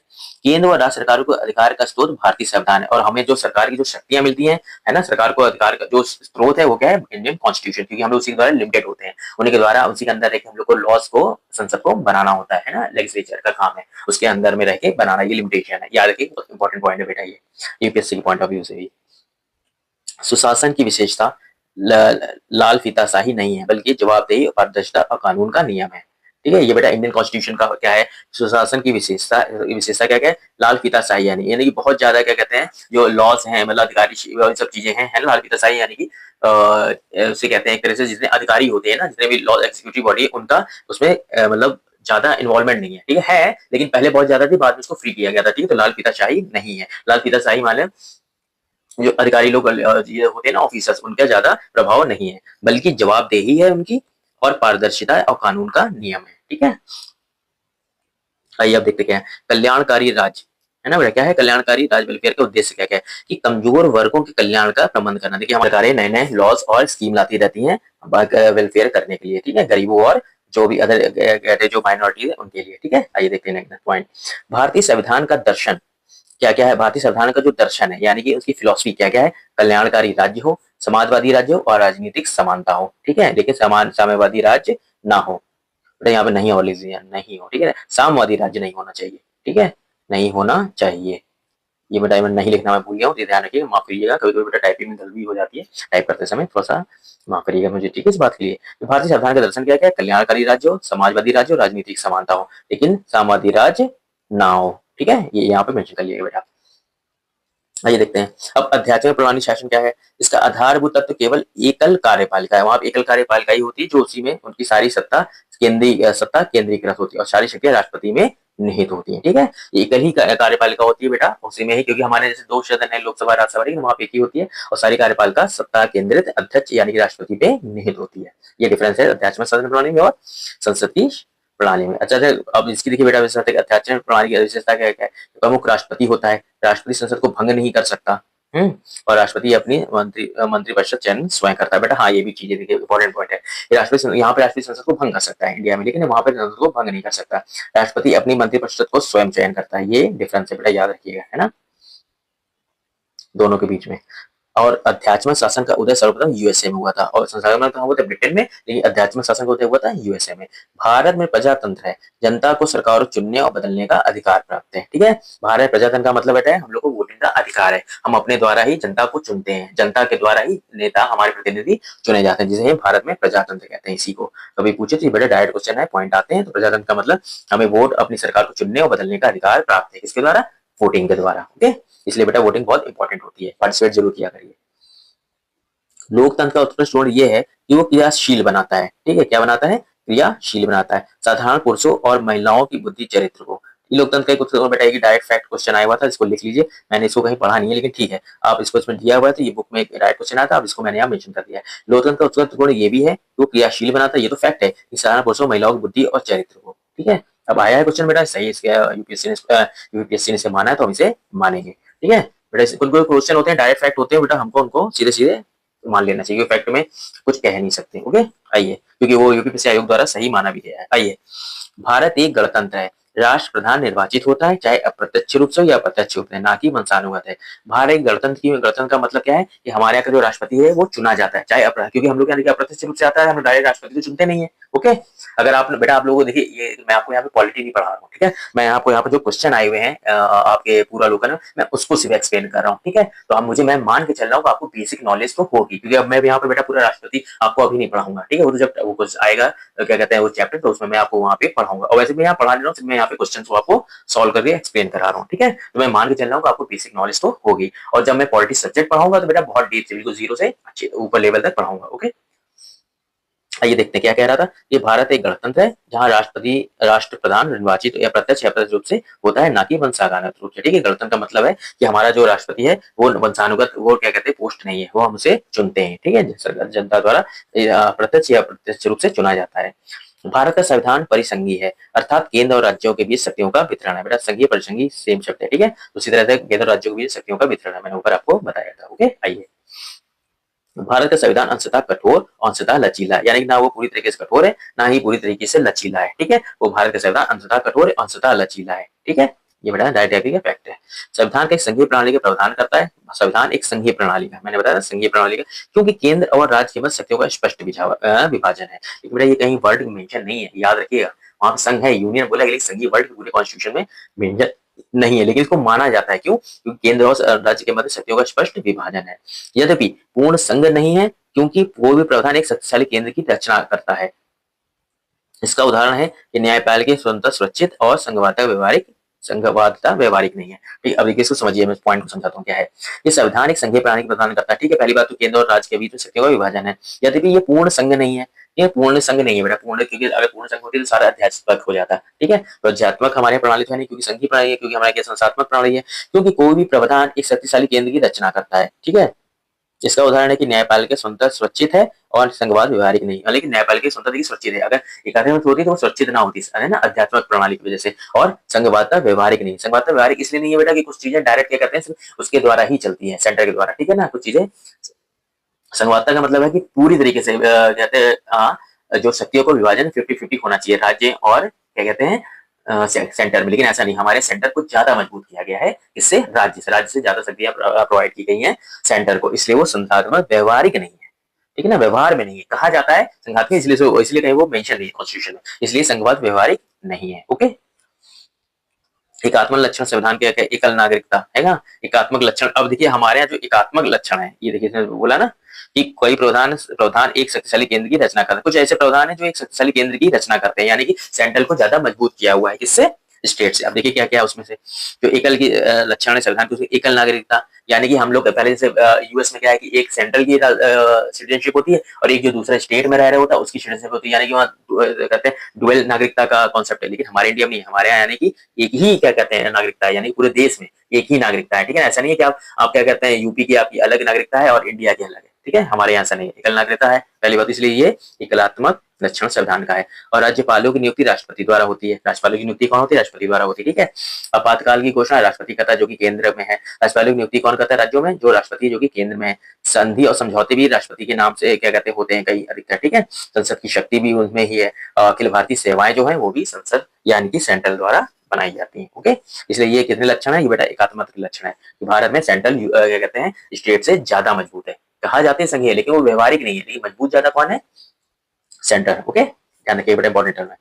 संविधान के संघात्मक क्या क्या लक्षण है, जहाँ जो डिवाइड है सारे शक्तियां ना, लिखित संविधान, कठोर संविधान, केंद्र और राज्य की शक्तियों का वितरण, न्यायपालिका की सर्वोच्चता और स्वतंत्रता, द्विसदनीय विधान मॉडल, ठीक है, ये संविधान के संघात्मक के लक्षण है। द्विसदनीय विधान मॉडल है ना, देखिए दो सदनों बढ़ गई, ये पहले लोकसभा क्या कहते हैं किसी चीज को पारित करता है, फिर राज्यसभा उसको पारित करता है ना, देखिए मतलब क्लियर बिल्कुल विभाजन शक्तियों का है ना, इस तरह समझिएगा, ये क्या संघात्मक, और जहां शक्तियों विभाजन ना हो यानी कि वो एकात्मक। ओके, अब आइए देखते हैं केंद्रीय शासन व्यवस्था के लिए बड़े बड़े देशों के लिए आदर्श है, ये सही नहीं है। तो केंद्रीय शासन व्यवस्था बेटा क्या होती है ना, वो बड़े देशों के लिए आदर्श है, ये स्टेटमेंट दिया गया था और ये बिल्कुल सरासर गलत है। ऐसा नहीं है केंद्रीय शासन बड़े देशों के लिए है बेटा, छोटा जो केंद्रीय शासन होता है वो बल्कि छोटे देशों के लिए सही रहता है, क्योंकि कम लोगों को मैनेज करना पड़ता है, कम क्या कहते हैं व्यवस्थाएं होती है, लेकिन ना ये बड़े राष्ट्र को करने के लिए तो इसलिए तो भारत जैसे बड़े देशों में जहाँ जनसंख्या बहुत ज्यादा, बहुत बड़ा देश है स्थल के रूप मतलब एरिया वाइज भी और पॉपुलेशन वाइज भी, तो वहाँ पे क्या कहते हैं जो शक्तियां उनका विभाजन करना इंपॉर्टेंट है, ठीक है। इस बात को बेटा आप लोगों को समझना पड़ेगा। ओके, आइए क्या देखते हैं, राजनीतिक दल लोकतंत्र के लिए जीवन रक्त, ये बड़ा स्टेटमेंट है, याद रखिएगा। राजनीतिक जो दल होते हैं वो लोकतंत्रात्मक सरकार यानी कि लोकतंत्र के लिए जीवन का रक्त होते हैं, और ये किस लिए होते हैं, क्योंकि अलग अलग दल होंगे तो अलग अलग बेटा सरकारें बदलेंगी, नहीं तो एक ही जैसे वो चलता रहेगा, ठीक है। नया दल आएगा नए तरीके से सरकार चलाएगी, जो गलत हो रहेगा जो विपक्ष में होगा उसका क्या कहते हैं विरोध करेगी, इसलिए इसे जीवन रक्त कहा बोलता है राजनीतिक दल का, ठीक है। इसलिए हमारे लिए लोकतंत्र के लिए जीवन रक्त का काम करते हैं राजनीतिक दल, बड़े व्यवहारिक रूप में भले ना हो लेकिन कॉन्स्टिट्यूशन में तो है। ओके, ध्यान रखिएगा। ओके, आइए, भारत में दल विहीन प्रजातंत्र समर्थन का प्रस्ताव महात्मा गांधी और जयप्रकाश नारायण द्वारा किया गया था। बेटा जब बन रहा था, जब शुरुआत में जब कॉन्स्टिट्यूशन सभा बात हो रही थी, तब महात्मा गांधी और जयप्रकाश नारायण द्वारा कहा गया था कि दल विहीन प्रजातंत्र का वो समर्थन करना चाहते, वो चाहते थे यहाँ पे प्रजातंत्र तो रहे लेकिन दल विहीन रहे, वहां पे काफी दल ना हो, ठीक है, डायरेक्ट क्वेश्चन है, याद रखिएगा। फिर क्या है कि भारत की राजनीतिक व्यवस्था की प्रकृति निरंतरता और परिवर्तन के तत्व मूर्त रूप में पाए जाते हैं, और राजनीतिक शैलियां जैसे आधुनिक शैली, परंपरागत शैली और सत्य शैली का तत्व समाहित है। बेटा ये स्टेटमेंट है, याद रखिएगा क्योंकि आया हुआ क्वेश्चन है कि भारत की राजनीतिक व्यवस्था की प्रकृति निरंतरता यानी कॉन्टिन्यूटी और परिवर्तन, मतलब परिवर्तन भी है निरंतरता भी, दोनों जो कि मूल रूप में पाया जाता है, ये है ही हमारे कॉन्स्टिट्यूशन में, ठीक है, लगातार चल भी रहा है, कभी ऐसा नहीं है कि रोक दिया गया कुछ और बदल गया है ना, और परिवर्तन भी होते रहते हैं, जैसे कि दल परिवर्तन होता है, सरकारें बदलती है, ठीक है, और भी चीजें। तो राजनीतिक शैलियों के आधुनिक शैली, परंपरागत शैली और संत शैली के तत्व समाहित है हमारे कॉन्स्टिट्यूशन में, ठीक है, हमारी राजनीतिक व्यवस्था में, याद रखिएगा, इंपॉर्टेंट टर्म है। यूपीएससी का क्वेश्चन है, भारत में लोकतंत्र से अधिक बात सम्मान की कामना का वाहन बनकर उभरा है। बेटा ये बड़ा बन के होना चाहिए, यहाँ पर गलत हो गया है, बड़ा बनकर उभरा है, ठीक है। भारत में लोकतंत्र अधिक आत्मसम्मान की कामना का बड़ा वाहन बनकर उभरा है, ठीक है, बड़ा बड़ा बड़े तरीके, कुल मिला के आप ये समझिए कि भारत के लोकतंत्र में तो आत्मसम्मान की कामना बड़े रूप में उभरी है, ठीक है। लोकतंत्र का मतलब ये आत्मसम्मान से चीज के, मैंने आगे जैसे हम लोगों ने पढ़ा था प्रीएम्बल में कि हम लोग को अपनी प्रतिष्ठा मेंटेन कर सकते हैं, तो भाई भारत में लोकतंत्र का मतलब ये कि अपने आत्मसम्मान को बड़ा होकर कामना का उभरा है, ठीक है, यानी कि मेंटेन रखने की हम लोग को क्षमता है। अमेरिका के संविधान में संघीय प्रणाली का स्पष्ट उल्लेख है, ठीक है। भारत के संविधान में राज्यों को राज्य का संघ बताया गया है, लेकिन एकात्मक प्रणाली के लक्षण लिए हुए हैं, और भारत संघ में राज्यों को अलग होने का अधिकार नहीं है। देखिए बेटा कि भारत अमेरिका में संविधान में संघीय प्रणाली का स्पष्ट उल्लेख है। अब इसका क्या मतलब है, देखिए भारत अमेरिका के संविधान में संघीय प्रणाली का स्पष्ट उल्लेख इसलिए है क्योंकि वहां पे स्टेट और क्या कहते हैं जो आप क्या कहते हैं जो सेंटर है वहाँ पे स्पष्ट है, क्योंकि वहाँ पे वहाँ जो स्टेट है वो सेंट्रल से अलग हो सकते हैं ना, यूनियन से अलग हो सकते हैं। लेकिन भारत के संविधान में भारत के राज्यों को संघ बताया गया है, लेकिन एकात्मक प्रणाली का लक्षण, लेकिन जो लक्षण है बेटा क्या कहते हैं दोनों में विभाजन यहाँ पर भी शक्ति होगा, लेकिन वही बोला कि सेंटर ज्यादा मजबूत होता है एकात्मक प्रणाली लक्षण लिए हुए। क्यों? क्योंकि भारत संघ से राज्यों के अलग होने का अधिकार नहीं है। भारत के जो राज्य हैं वो भारत के क्या सेंटर से अलग नहीं हो सकते, ठीक है, वहां पर हो सकते हैं। कहाँ पे? यूएस में, है ना, इंपॉर्टेंट टर्म था। भारत संघात्मक अव्यवस्था को अर्धसंघात्मक कहा जाता है, बेटा एक लैंग्वेज है अर्धसंघात्मक, क्योंकि ना पूरी तरीके से एकीकृत है यानी सेंट्रल क्या कहते हैं पूरी तरीके से, और ना ही पूरी तरीके से स्टेट लेवल उस पे है ना, ठीक तरीके से मतलब हमारा विभाजित किया हुआ है शक्तियों को, है ना, क्योंकि ये ना पूरी तरीके से संघात्मक ना ही पूरी तरीके से एकात्मक है, ठीक है, याद रखिएगा। अर्थात संविधान की प्रकृति में संघीय किंतु भावना एकात्मक है। प्रकृति में संघीय है लेकिन भावना में एकात्मक। भावना इसलिए है क्योंकि सेंट्रल ज्यादा मजबूत है, ठीक है बेटा, ये इंपॉर्टेंट टर्म है, तो याद रखिएगा, ठीक है। आइए, जीसी ऑस्टिन ने भारत संघवाद को सहकारी संघवाद कहा। सहकारी, ओके सही बात, संघवाद सहकारी संघवाद है, जीसी ऑस्टिन ने कहा था, डायरेक्ट स्टेटमेंट है, याद रखिएगा, आएगा क्वेश्चन है। केसी बियर ने भारत को अर्धसंघात्मक राज्य कहा, ठीक है, ना ही पूर्ण एकात्मक है ना ही पूर्ण संघीय है। जैसे भारतीय संविधान अधिक कठोर अधिक लचीले के मध्य एक अच्छा संतुलन स्थापित करता है, यही है। बी आर अम्बेडकर जी ने कहा कि संविधान को संघात्मक ढंग के ढांचे में नहीं डाला गया, यानी कि पूर्ण रूप से संघात्मक नहीं है, है ना, उसकी तरह नहीं, यूएस की तरह नहीं है, ठीक है। इसलिए बी आर अम्बेडकर ने कहा कि संविधान को ठीक तरीके से ढाला नहीं गया। ये अच्छी बात है कि हम लोग ना ही क्या कहते हैं बहुत संघात्मक है, ना ही एकीकृत है, ओके, ना ही बहुत कठोर है, ना ही बहुत लचीला है, यानी कि हम लोग ने मेंटेन करके रखा एक बैलेंस कॉन्स्टिट्यूशन है। विधि और स्वाधीनता के मध्य उपयुक्त संबंध क्या है ना, बड़े दो बार हो गया। विधि और स्वाधीनता के मध्य उपयुक्त संबंध क्या है? यदि विधि नहीं है तो स्वाधीनता भी नहीं है। बेटा इसको समझिए, बहुत इंपॉर्टेंट टर्म ये बोला गया है कि अगर विधि नहीं है तो स्वाधीनता भी नहीं है। इसका मतलब क्या हुआ कि अगर कोई नियम ही नहीं है तो बेटा आप स्वतंत्र कैसे रह सकते हैं? अगर मैंने यहाँ पे नियम बनाया कि भाई जो क्या कहते हैं अगर कोई चोर है उसको अंदर रख देंगे, एक नियम बना हुआ है, लेकिन अगर ये नियम नहीं होता तो चोर भी बेटा खुले घूम रहा है और जो सही है वो भी सही घूम रहा है, ठीक है ना, तो आप स्वाधीन कैसे? आप स्वतंत्र नहीं रह पाएंगे, क्योंकि वो तो आपको चोरी करेगा, आपको मारेगा, आपको परेशान करेगा। इसलिए विधि का रूल का होना, लॉ का जो नियम है ना, लॉ के नियम है जो विधि का जो नियम चलना चाहिए वो है, इससे स्वाधीनता क्या कहते हैं मिलती है। इसलिए विधि नहीं है तो स्वाधीनता भी पॉसिबल नहीं है, ओके। अब देखिए बेटा शासन प्रणाली है, इसको आइए देखते हैं इसमें क्या क्या है। विधि के शासन और संवैधानिक सरकार। विधि का शासन बेटा बोला ना, विधि का शासन, विधि की सर्वोपरता, यानी कि नियम बहुत जरूरी है, विधि बहुत जरूरी है, सर्वोपरता होनी चाहिए, विधि की समझ क्षमता होनी, और विधि सबके लिए समान होनी चाहिए। ऐसा नहीं है कि आपको लिए एक रूल लगाया गया कि अगर आप क्या कहते हैं गाड़ी गलत तरीके से रहेंगे तो आपका चालान होगा, और अगर दूसरा कोई इंसान है वो चलाएगा उसका चालान नहीं होगा। विधि के समझ क्षमता है, सभी सभी के नियम सबके लिए समान है, ठीक है। और विधिक भावना की प्रबलता है, भावना की प्रबलता, जो नियम है वो भावनाओं की प्रबलता है, ठीक है बेटा। ये विधि के शासन के तीन मेन वो है ना, याद रखिएगा। संवैधानिक सरकार क्या होती है? जो व्यक्ति की स्वतंत्रता के हित में राज्य की सत्ता पर प्रभावकारी प्रतिबंध लगाता है, ठीक है। संवैधानिक सरकार का बेटे देखिए हम लोग संवैधानिक सरकार है ना हमारे भारत में, कि व्यक्ति की स्वतंत्रता के लिए, जैसे हमें अगर एक दिया गया है कि हम अपना आर्टिकल 21 क्या कहता है कि हम जिससे चाहे उससे शादी कर सकते हैं, ठीक है ना, हमें किसी ने बांधा नहीं है। आर्टिकल 21 कहता है किसी से भी शादी कर सकते हैं। आपके कहते हैं उसके लिए सरकार आपके ऊपर कोई नहीं कर सकती कि नहीं नहीं आपको पर्टिकुलर इसी इंसान से शादी करनी पड़ेगी। आप स्वतंत्र हैं, आप स्वतंत्र, आपके जीवन जीने का आपको पूरा हक है। इसलिए सत्ता क्या कहते हैं प्रभावकारी प्रतिबंध लगा देती है। सत्ता आपसे ये नहीं कह सकती कि नहीं नहीं आप इसी से ही शादी करेंगे, आप इससे नहीं करेंगे, आप अपने क्या कहते हैं जो भी क्या कहते हैं आपको डिसीजन लेने आप स्वयं ले सकते हैं, ठीक है। ये संवैधानिक अधिकार की सबसे बड़ी पॉजिटिव बेटा, ये आपको समझिए बहुत इंपॉर्टेंट टर्म है, ठीक है। आपको खुद को भी क्योंकि आप ये चीजों को समझते होंगे। सीमित सरकार क्या होती है? जो संविधान की सीमा से बंधी हो। सीमित सरकार यानी संविधान की सीमा, भाई कहने का मतलब है कि वो कॉन्स्टिट्यूशन लॉ के अकॉर्डिंग ही चलेगी, वो आपके ऊपर कोई जबरदस्ती का प्रेशर नहीं डाल सकती है, कोई जबरदस्ती आपसे काम नहीं करा सकती। इसका विरोध हम करते हैं क्योंकि कॉन्स्टिट्यूशन में नियम है, तो उसके अगेंस्ट हम लोग लड़ाई लड़ते हैं, ठीक है, जो कि केस लगाते हैं, आप जानते होंगे। स्वतंत्रता क्या है? स्वयं को पूर्णतः विकसित करने का अवसर। मतलब स्वतंत्रता जाहिर सी बात है बेटा क्या है, खुद को खुद तरीके अपने सारे डिसीजन ले सको, अपना पूर्ण विकसित करने। अगर मुझे इंजीनियर बनना है तो बेटा मैं अपने को विकसित करने मुझे छूट है, मैं इंजीनियर बनूंगा। आपको डॉक्टर बनना है, आपको खुद तरीके से स्वतंत्रता है कि आप डॉक्टर बनेंगे, यानी स्वयं को पूर्ण विकसित करने की जो अवसर मिला जाता है। समान सत्ता हमारे में कॉन्स्टिट्यूशन में दी गई है। और समाज में समानता, ये निहितार्थ है कि ये इसमें विशेषाधिकार का अभाव है। और समाज समानता कैसे किसी को विशेषाधिकार यानी कि नहीं दिया जा सकता, ठीक है। अब ऐसा नहीं है कि क्या कहते हैं आप लोग रह रहे हैं किसी एक समाज के लोगों को बोल दिया ये नहीं आपको विशेषाधिकार है, आपको इससे छूट मिल जाएगी दूसरे को नहीं। तो हमारे यहाँ क्या है, समाज में समानता है, सभी समाज क्योंकि सभी धर्म और सभी समाज हमारे कॉन्स्टिट्यूशन के लिए समान है, एक समान बच्चों की तरह है, ठीक है। जैसे कि माँ बाप अपने बच्चों में कोई वो नहीं रखते असमानता, वैसे कॉन्स्टिट्यूशन भी अपने बच्चों यानी कि अपने लोगों के लिए कोई असमानता नहीं रखता, सबके उनके लिए सभी समान है, ओके। भारत और अमेरिका की राजनीतिक व्यवस्था के बीच विशेषता समान है कि राष्ट्रपति पर पॉकेट वीटो होती है। ठीक है, भारत और अमेरिका की जो राजनीतिक व्यवस्था के बीच में एक समानता सबसे बड़ी क्या है, राष्ट्रपति के पास पॉकेट वीटो होती है। ओके, इस दशक में भारत ने संस्थात्मक व्यवस्था की केंद्रता से संघवाद की तरफ खिसकी। बड़ा याद रखिएगा, ये पहले पहले हमने बोला था, भारत की केंद्रता से संघवाद की तरफ खिसकी एक फैक्ट है, 1970 के दशक में क्वेश्चन आया हुआ है, याद करिएगा। अब देखिए क्या है national symbol. National symbol chapter तीसरा चैप्टर है, मतलब तीसरा है टॉपिक नेशनल सिंबल। आइए इस चैप्टर को देखते हैं। जनगण मन जो हमारा मतलब क्या कहते हैं राष्ट्रगान है, भारत के राष्ट्रगान के रूप में 24 जनवरी 1950 को अपनाया गया था। राष्ट्रगान को गाने का समय 52 सेकंड होता है और राष्ट्रगान हिंदी के स्वरूप में ही अपनाया गया था। ठीक है, कभी पूछ रहे थे किस स्वरूप में, हिंदी के स्वरूप में अपनाया गया था।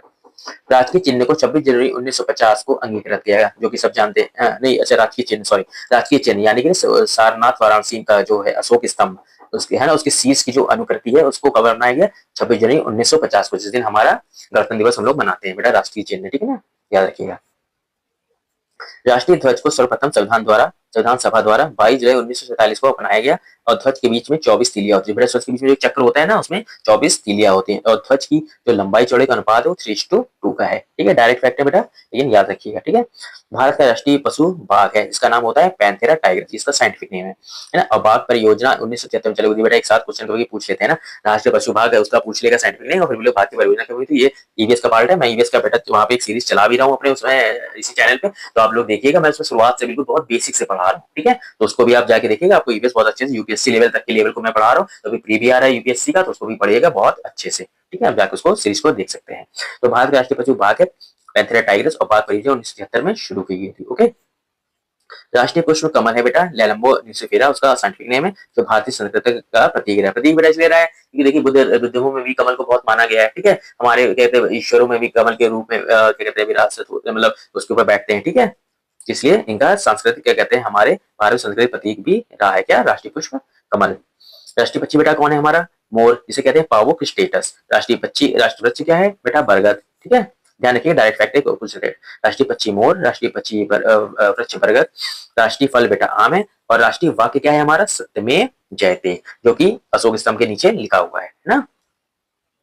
राष्ट्रीय ध्वज में चक्र जो है वो न्याय का प्रतीक होता है, किसका बेटा, न्याय का, और ब्लू कलर का होता है, जिसका रंग नीला होता है। ओके, फिर क्या है, भारतीय राष्ट्रीय पंचांग कौन सा है, शक संवत पे आधारित। जो भारतीय राष्ट्रीय हमारे देश का राष्ट्रीय पंचांग है वो शक संवत पे आधारित है, हिस्ट्री में भी आप लोगों ने पढ़ा होगा, जिसका पहला महीना चैत का होता है। इसे 22 मार्च 1957 को अपनाया गया था। बेटा ये डायरेक्ट फैक्ट है, क्योंकि इसमें डायरेक्ट आपको पूछा जाता है कौन सा रंग है, किस डेट को है, कौन से ईयर में है, उसका साइंटिफिक नेम। ठीक है, याद कर लिएगा, डायरेक्ट फैक्ट वाली चीजें हैं। अब आते हैं पार्ट 1। देखिए हमारे भारत का जो पहला पार्ट है ना, यूनियन, भंग एवं उसके राज्य क्षेत्र, the union and it's territory. इसमें आर्टिकल 1 से 4 तक की चीजें दी गई हैं। मुख्य बिंदु क्या है, देश का नाम और प्रकृति। संविधान में राष्ट्र का उल्लेख दो नामों का है, भारत अर्थात इंडिया, बेटा लिखा हुआ है। ठीक है ना, आर्टिकल 1 में कि भारत अर्थात इंडिया दोनों नाम दिए गए हैं। ठीक है, जो राज्यों का संघ होगा, देखो संघ है यहाँ पे यूनियन वर्ड यूज किया गया बेटा, कहीं भी क्या कहते हैं संघी नहीं लिखा है, संघ लिखा है, संघी नहीं, मैंने बताया था ना आपको, ध्यान रखिएगा।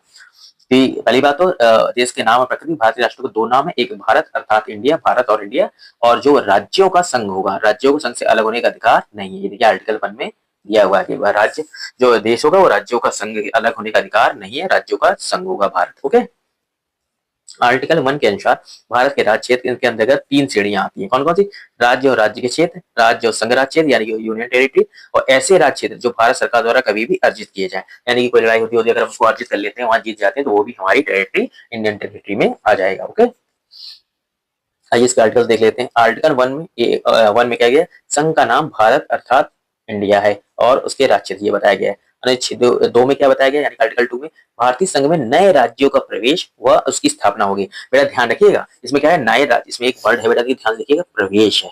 जब भी आप कंफ्यूज हो तो ध्यान रखिएगा, जो आर्टिकल 2 है उसमें क्या दिया जाता है, भारतीय राष्ट्र में नए राज्यों का प्रवेश, यानी कि जब हम जैसे मान लीजिए हमने किसी से लड़ाई करी और वहां हम जीत गए, तो उसका प्रवेश अपने इंडिया में कर लिया। ठीक है, ये नए राज्य की स्थापना कर दी गई, कोई नया ही राज्य बना दिया गया कहीं से लेके, है ना, तो वो कौन से में आता है, आर्टिकल 2 में। आर्टिकल 3 में क्या आता है, नए राज्यों का निर्माण, बेटा इसमें देखिए प्रवेश, ध्यान रखिए फिर से, आर्टिकल 2 में क्या है, प्रवेश है, और इसमें क्या नए का निर्माण, उनके क्षेत्रों, सीमाओं और नाम में परिवर्तन, यानी कि यहाँ पे ऐसी चीजें जो राज्य पहले से ही स्थापित है, ऑलरेडी हैं, उनको छोटा करके बना दिया, जैसे उत्तर प्रदेश से काट के उत्तराखंड बना दिया गया था। ठीक है, उनकी सीमाओं में परिवर्तन कर दिया, उनके नाम में परिवर्तन कर दिया, तो उनका निर्माण करा गया, मतलब नया बना दिया गया, उन्हीं से काट के या हटा के छोटा बड़ा अल्टर करके, तो वो किसमें आता है बेटा, आर्टिकल 3 में। आर्टिकल 2 में क्या था, नए राज्यों का प्रवेश। दोनों वर्ड्स याद करिए, यहाँ बेटा प्रवेश होता है और यहाँ निर्माण होता है। ओके। आर्टिकल 4 में क्या है कि अनुच्छेद 2, 3 के अधीन बनाए गए कानूनों को, जो आर्टिकल मतलब आर्टिकल 2 प्रवेश करने के लिए और नए जो निर्माण करने के लिए जो नियम बनाते हैं इन 2, 3 के अंदर जो नियम है वो कौन बनाता है, अनुच्छेद 368 के तहत संविधान संशोधन नहीं माना जाता है। ठीक है, यानी कि अनुच्छेद 2 और अनुच्छेद 3 के अधीन बनाए गए कानून कि कौन सा अंदर होगा लिया प्रवेश किया जाएगा, कौन से राज्य निर्माण किया जाएगा, किसका नाम चेंज किया जाएगा, उसके संशोधन यानी कि इसके लिए फिर कॉन्स्टिट्यूशन संशोधन किया जाना पड़ता है। तो संशोधन बेटा आर्टिकल 368 के अंदर नहीं आता है, संविधान संशोधन नहीं माना जाएगा, वो आर्टिकल 368 संशोधन के अंदर नहीं माना जाता है। ठीक है, अब क्यों, इसको भी समझाता हूँ, आगे में समझाऊंगा। देखिए क्या है, संसद और सत्य परिवर्तन का अधिकार, यानी कि अनुच्छेद 2, 3 के तहत नए राज्यों का प्रवेश, निर्माण, नाम, क्षेत्र, सीमाओं परिवर्तन करने की पूर्ण शक्ति केवल संसद को प्राप्त है। पहले बेटा ये भी एक इंपॉर्टेंट है। ठीक है, जो जो भी आर्टिकल 2 और 3 के अंतर्गत जो भी नियम संशोधन होता है, जो भी परिवर्तन होता है, वो किसकी उसकी शक्ति किसको प्राप्त है करने की, वो बेटा सिर्फ संसद को प्राप्त है। ठीक है, और फिर ये किसके द्वारा, अब इसमें ये था ना कि बेटा आर्टिकल 360 अंदर के अंदर क्यों नहीं माना जाता, अब देखिए समझाता हूँ क्यों। ये बेटा इसलिए है कि बहुमत के प्रकार अलग है, क्योंकि इस परिवर्तन के लिए अनुच्छेद 360 वाली विशेष बहुमत की प्रक्रिया नहीं अपनाई जाती। ठीक है, 360 में क्या होता है, विशेष बहुमत लिया जाता है, क्या है ना, मतलब विशेष बहुमत होता है 2/3 है ना, इसको लिया जाता है ना, तो उसमें क्या होता है विशेष प्रक्रिया अपना नहीं जाती 360 वाली। यानी कि बेटा बहुमत का प्रकार है ना, तो बहुमत का प्रकार क्या होता है, इस प्रकार के परिवर्तन के लिए अनुच्छेद 360 वाली विशेष बहुमत की जो प्रक्रिया होती है उसको नहीं अपनाया जाता है। ठीक है, क्या अपनाया जाता है, इसमें साधारण बहुमत यानी कि कार्य संसद संधारण में बहुमत 50% से अधिक की मतदान प्रक्रिया द्वारा अपनाया जाता है, यानी कि उसे विशेष बहुमत 360 के द्वारा नहीं क्या कहते हैं अपनाई जाती है, उसके लिए बेटा साधारण बहुमत कार्य संसद की 50% से अधिक मतदान प्रक्रिया को अपनाया जाता है। ध्यान रखिएगा, क्योंकि इसमें विशेष बहुमत नहीं बल्कि साधारण बहुमत को अपनाया जाता है, उसमें 360 वाली विशेष बहुमत को प्रक्रिया नहीं अपनाई जाती है। ठीक है, अब क्या है, राज्यों की स्थिति, राज्यों को अपने नाम या सीमा परिवर्तन संबंधी इस प्रकार कोई अधिकार प्राप्त नहीं है, और ये सिर्फ संसद को प्राप्त, मैंने बताया ना यहाँ पे क्या था, ये शक्ति केवल संसद को प्राप्त है, राज्य को इस तरह की कोई शक्ति प्राप्त नहीं कि उसमें कोई उलटफेर या कोई परिवर्तन या संशोधन कर सके। ओके, अब आइए देखिए राज्यों का पुनर्गठन क्या कैसे कैसे हुआ, ये देखते हैं। इसमें ये परिवर्तन संबंधित राज्य की सहमति के बिना भी किए जा सकते हैं, और हाँ, संसद को जब ये क्या कहते हैं, अगर कोई परिवर्तन ऐसा कुछ करना होगा तो उससे उसकी जरूरी नहीं कि राज्य की सहमति मानी जाए। ठीक है, अगर राज्य उसने उसकी सहमति ली है तो उसको माना बिना लिए भी वो उस चीज को बेटा पूरा कर सकता है। ठीक है, सहमति के बिना भी इसको किया जा सकता है ये परिवर्तन। ओके, ध्यान रखिए इंपॉर्टेंट है। फिर बेटा एक आया था एसके आधार आयोग है ना, आया था 1948 में, भाषाई आधार पर राज्यों के पुनर्गठन का विरोध किया और प्रशासनिक सुविधा को वरीयता दी। उन्होंने कहा था कि हम भाषा के आधार पे राज्यों का पुनर्गठन नहीं करेंगे बल्कि प्रशासनिक सुविधा के आधार पे राज्यों का पुनर्गठन करेंगे। फिर जेवीपी समिति आई थी, इसमें जवाहरलाल नेहरू, सरदार पटेल और पट्टाभी सीतारमैया जैसे लोग थे है ना, 3 लोग थे। 1949 में आया था। तो राज्यों के पुनर्गठन में इन्होंने भी भाषाई आधार को अस्वीकार कर दिया था, इन्होंने भी कहा कि भाषा के आधार पर हम राज्यों का पुनर्गठन नहीं करेंगे। ठीक है, लेकिन नए राज्यों के निर्माण के लिए जब फजल अली अध्यक्षता आई, इसमें फजल अली आयोग 1953 में बना था। ठीक है, इन्होंने राज्य पुनर्गठन भी कहा जाता है। ठीक है, ये मतलब उनके आयोग के। फिर 1956 के अधिनियम के राज्य पुनर्गठन द्वारा 14 राज्य और 6 संघ शासित राज्य स्थापित किए गए थे। ठीक है, एक बड़ा ये फजल अली आयोग आया था और 1953 बनाया था। इन्होंने बोला था कि हम क्या, इन्होंने फजल अली जो आयोग था उन्होंने बोला था कि हम राज्य को भाषा के आधार पे बांटे मतलब पुनर्गठन करेंगे। अब इसमें बताता हूँ आगे कैसे, लेकिन इंपॉर्टेंट ये है 1956 में राज्य को जब पुनर्गठन किया गया तो सबसे पहले 14 राज्य और 6 संघ शासित राज्य स्थापित किए गए थे। ठीक है, अभी देखिए आगे आएगा। और आंध्र प्रदेश भाषाई आधार पे 1953 में आंध्र प्रदेश को गठित किया गया, जो कि पहला राज्य का भाषाई आधार पे हुआ था। पहला कौन सा था, आंध्र प्रदेश। ठीक है, तो फाजिल अली आयोग के भाषाई आधार पर राज्यों को पुनर्गठन को स्वीकार किया था। मैंने बोला ना, इन्होंने स्वीकार किया था एक राज्य भाषा सिद्धांत को, इन्होंने क्या कहते हैं स्वीकार, अतः एक राज्य भाषा के सिद्धांत को इन्होंने अस्वीकार कर दिया था। बेटा यहाँ पे गलत टाइप हो गया है।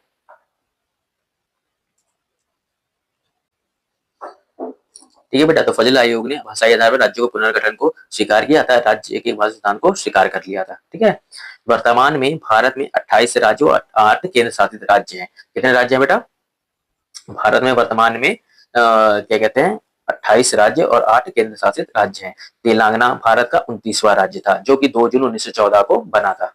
ठीक है, ये बड़ा ध्यान रखिए 29वां। अब आप सोच रहे होंगे बेटा जब 28 राज्य 29वां राज्य कैसे बना, बेटा 29वां राज्य इसलिए बना क्योंकि जब हमारा जम्मू कश्मीर पहले कहते हैं राज्य में था, बाद में उसे 2 यूटी से बदल दिया गया है ना, लद्दाख और जम्मू कश्मीर। ठीक है, इसलिए वो 28 हो गए थे, लेकिन जो 29वां राज्य उसमें बना था 2014 में वो हमारा तेलंगाना था। आएगा क्वेश्चन इसलिए।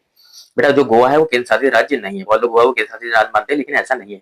जबकि दिल्ली केंद्र शासित प्रदेश है, जो कि 69 संविधान संशोधन 1991 द्वारा राष्ट्रीय राजधानी क्षेत्र बनाया गया और आर्टिकल 239 ए के द्वारा एनसीआर यानी कि राष्ट्रीय राजधानी क्षेत्र का दर्जा इसे दिया गया। बेटा इंपॉर्टेंट है, क्वेश्चन बहुत बार पूछा गया है आर उसमें, है ना। अब क्या है, और दिल्ली के लिए एक विधानसभा और मंत्रिपरिषद का भी उपबंध किया गया है। बेटा ये यूटी है जिसमें कि विधानसभा है, कौन सी, दिल्ली।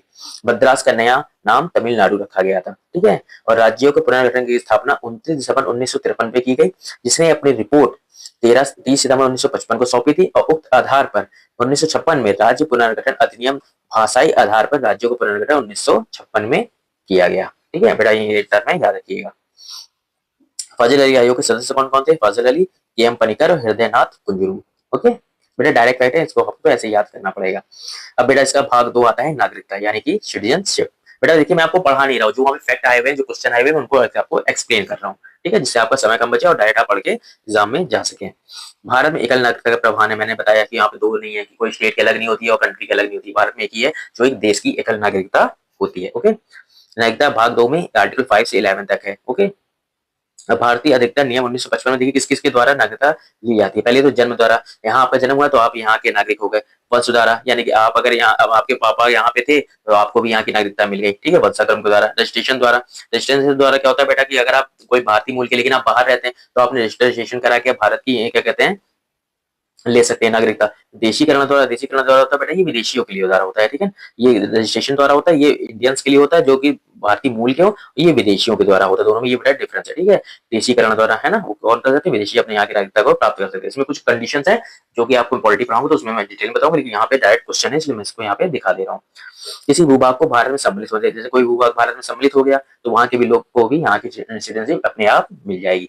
ओके भारत एकल नागरिकता अपनी नागरिकता खो देंगे। भारत एकल नागरिकता अपनी कब खो देते हैं, जब भारतीय नागरिकता का परित्याग करने की दशा में, जब कोई नागरिक अपनी परित्याग खुद ही कर दे अपने सिटीजनशिप की, है ना, तो वो वहां की नागरिकता को खो देता है और स्वेच्छा से किसी अन्य देश की आगे नागरिकता अगर उसने ग्रहण कर ली यानी कि ले ली तो ऑटोमेटिक यहाँ की नागरिकता कैंसिल हो जाएगी, ठीक है। आइए देखते हैं भारत में एकल नागरिकता है।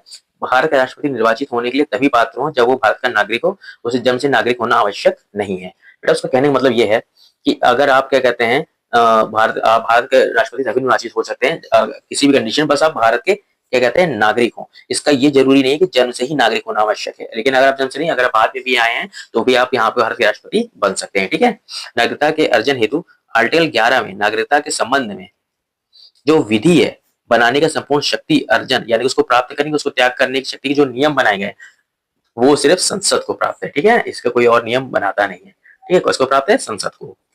फिर पंजीकरण द्वारा यानी कि रजिस्ट्रेशन द्वारा 1925 नागरिकता अधिनियम के तहत भारतीय मूल के व्यक्ति को भारत में 7 वर्ष रहना आवश्यक है। अगर आप 7 वर्ष यहाँ पे कोई भारतीय मूल का आदमी है अगर उसको यहाँ की इंडिया की चाहिए नागरिकता तो उसे सबसे पहले 7 वर्ष इंडिया में रहना आवश्यक है, ठीक है। फिर नागरिक संशोधन अधिनियम 2019 को संसद द्वारा, ये बड़ा इंपॉर्टेंट है क्योंकि अभी की बात है ना, ये आपको याद रखना पड़ेगा, फैक्ट क्वेश्चन आया हुआ है, हो सकता है रिपीट हो जाए। नागरिक संशोधन अधिनियम जो 2019 आया था उसके साथ क्या था कि संसद द्वारा 11 दिसंबर 2019 को पारित किया गया था, जिसे लोकसभा में 9 दिसंबर 19 को द्वारा प्रस्तुत किया गया था। पारित किया गया था 11 दिसंबर को, लेकिन उसको प्रस्तुत 9 दिसंबर को ही कर दिया गया था और 12 दिसंबर को उसे मंजूरी मिल गई थी। वह 10 जनवरी 2020 को वो लागू भी हो गया था, ठीक है। डायरेक्ट फैक्ट बेटा याद रखिएगा। अफगानिस्तान, बांग्लादेश और पाकिस्तान में उत्पीड़न के कारण अवैध प्रवासियों के रूप में भारत आए इन देशों के अल्पसंख्यक यानी हिंदू, सिख, बौद्ध, जैन, पारसी, ईसाई, ये 6 लोग है ना, 6 कहते हैं जो समाज है वो भारत की नागरिकता पात्रता के प्रदान करने का इसमें उपबंध किया गया था, ठीक है। किसके किसके लोगों के लिए, ये अफगानिस्तान, बांग्लादेश और पाकिस्तान से उत्पीड़न के कारण अवैध प्रवासी के रूप में जो भारत आए थे इन देशों के अल्पसंख्यक जो वहां पे मतलब यानी कि अफगानिस्तान, बांग्लादेश और पाकिस्तान में जो अल्पसंख्यक थे कौन कौन, हिंदू, सिख, बौद्ध, जैन, पारसी, ईसाई, जो 6 समाज थे, भारत की नागरिकता की पात्रता प्रदान करने के लिए इसको लाया गया था, ठीक है बेटा। अब नए राज्य का गठन, नए राज्य का, अच्छा हाँ ये बेटा एक लिस्ट है जो हमेशा क्वेश्चन में आती है, नए राज्यों का गठन किसके ईयर में कौन कौन से राज्य का देखिए गठन हुआ है, मैंने ये लिस्ट लगा दी, आप उसको रट लेंगे, ठीक है। क्वेश्चन आए हुए हैं, आते हैं। तो बेटा इस तरीके से हमारा आज का चैप्टर ये कंप्लीट हुआ है। आज के हम लोगों ने चैप्टर में इन 5 चैप्टर्स को, आज के लेक्चर में हमने 5 चैप्टर को कंप्लीट किया। कौन कौन से, प्रस्तावना, शासन प्रणाली, राष्ट्रपति, संघ उसके राज्य और नागरिकता।